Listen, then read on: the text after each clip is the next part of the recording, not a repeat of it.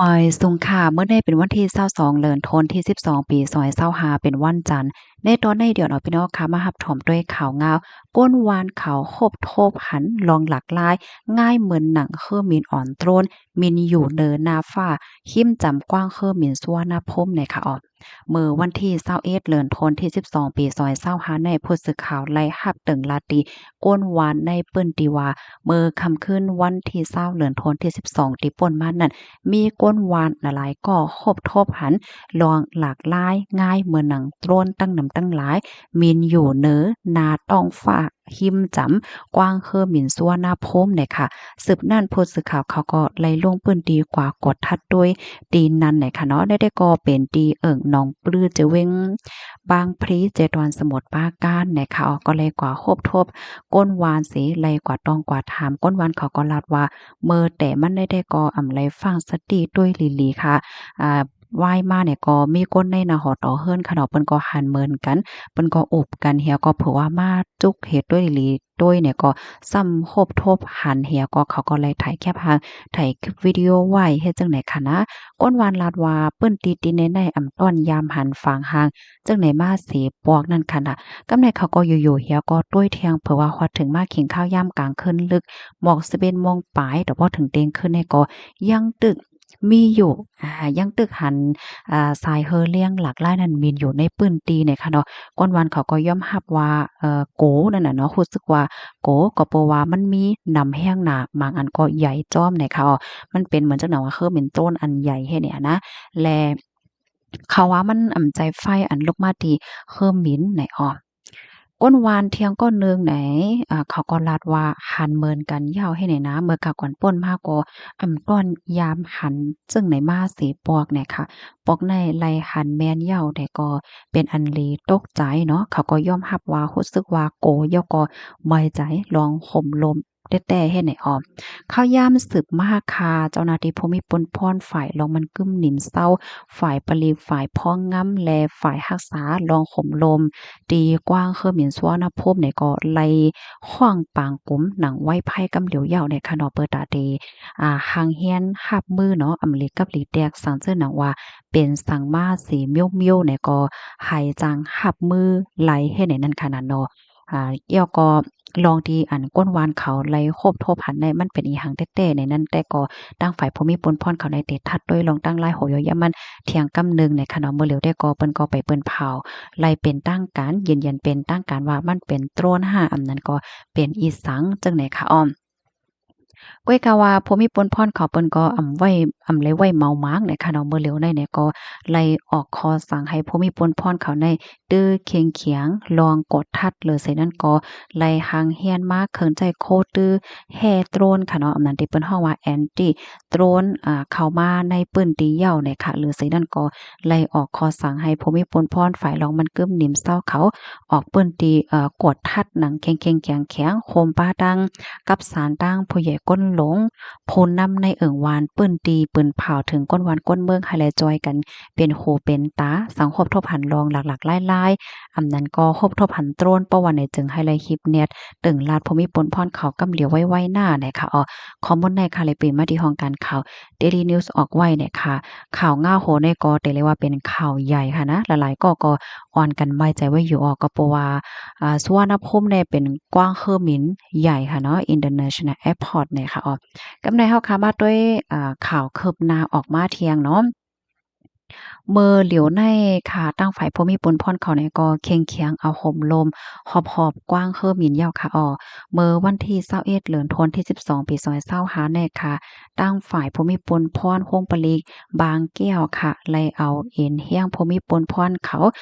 ว่าอันใส่ไว้ซื้อโคผู้มีปุนพ่นก็แลสังอันเป็นผู้มีปุนพ่นเหี่ยวก็แลใส่ซื้อโค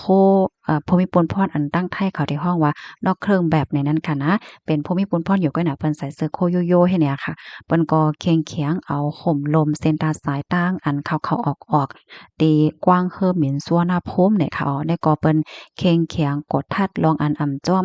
หมายมีโคของอันจ้อมหมายมีว่าที่เป็นเครื่องกองว่าเจ้าไหนเลอเซนั่นเนี่ยก็ยัง ถัดมาลองเมาเหฮอโลดก้าห้าวสังว่าเฮ็ดจังไหนปยก็มีลองออกเปิงแห่หามลองปล่อยโตรนหมินหิมหอมจังไหนค่ะเนาะ9กิโลเมตรปั่นมนเฮ็ดแหนอะค่ะ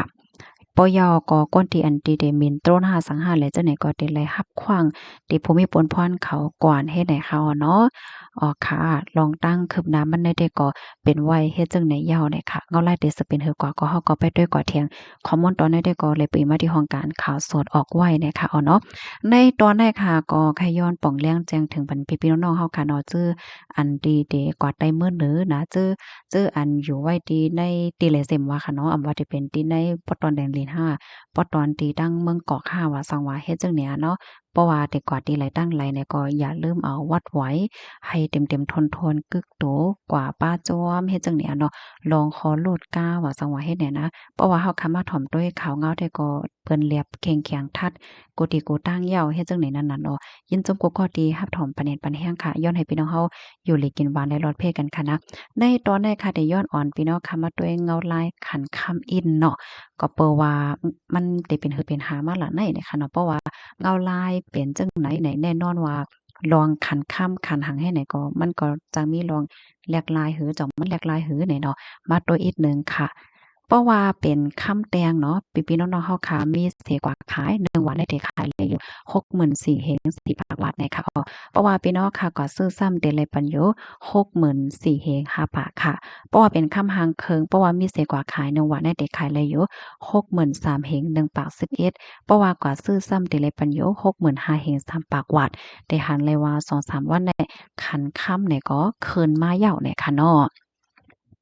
กำในเฮาค้ามาด้วยขันเงินอินค่ะโล1 US ดอลลาร์ในแต่ไรกะหือเนี่ยค่ะเนาะเพราะว่า1 US ดอลลาร์ในแต่แลกแรงเงินไทยอยู่31.42นะคะกำในเฮาค้าซ้ำแต่ย้อนอ่อนเอาพี่น้องเฮาค้ามาถ่อมด้วยขันแลกเงินอีกหนึ่งเนี่ยค่ะเนาะเงินไทยไหลดังเงินจ๊าดเฮ็ดจั่งใดคะนะเพราะว่าเป็นเงินไทยไหลดังเงินจ๊าดแน่ซ้ำแหน่ เพราะว่าเป็นเงินจาดค่ะเนาะเรียกตั้งเงินอันไรเสก็เหย้าเนี่ยเพราะว่าเฮาขามาด้วยตีในกูเกิลซ้ำมันบ่เหมือนกันดังในปื้นตีนะอันในเฮาก็บ่ฮู้ว่ามันเป็นย้อนก็เปอหังค่ะเนาะเพราะว่าเป็นเงินต่างอันไหนแต่มันบ่ไปเปิงกันกะหือเพราะว่าเป็นเงินที่เมืองเฮาได้ก็เปิงกันเฮียงไว้ค่ะนะค่ะกำขณะย้อนข่าวยามอีกหนึ่งเนี่ยค่ะเพราะว่าเงินจากใน เดตกอยู่มอกะหือได้เนาะขันแลกเงินในวันเหมือนได้ค่ะย้อนอีกหนึ่งค่ะเนาะเพราะว่าเฮามาด้วยขันแลกเงินในแต่มันอยู่ที่คนที่อันเปิ้นรับแลกเงินในปื้นปีค่ะเนาะตีหนึ่งเลยตีหนึ่งก้อนหนึ่งเลยก้อนหนึ่งเนาะมายาวเนี่ยค่ะเพราะว่าเป็น1 ดอลลาร์เนี่ยค่ะนะได้แลกไรอยู่39,000เฮียงไป1ปากเฮ็ดจั่งใดเพราะว่าเป็นเงินไทยแลกเงินมานค่ะ1เสียน่ะได้เลยปันอยู่8ปากปลายเนาะ8ปากปลายจนในยาวเนี่ยค่ะมันสิมี8ปาก20ถึง8ปาก30 8ปาก40เฮ็ดจั่งใดนะเพราะว่าเงินมานแลกเงินไทยซ้ำ1เสียเนี่ยได้เลยอยู่7ปาก80ปลายจั่งใดค่ะอันนี้เป็นคันแลกเงินค่ะเฮาค่ะได้หันเลยว่าเงินจาดขึ้นมาอีกหนึ่งเนาะเมื่อกูปอกแน่เพราะว่า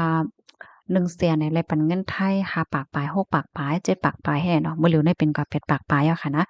ค่ะอันนี้ก็เป็นคันแลกเงินในวันมื้อนี้ค่ะเนาะยินจมกูก็ค่ะปะยอก็ย้อนน้อมเทิงกว่าอีกหนึ่งในค่ะนะย้อนให้อยู่เลยกินวาในรอดเพศกันค่ะไม่ส่งค่ะ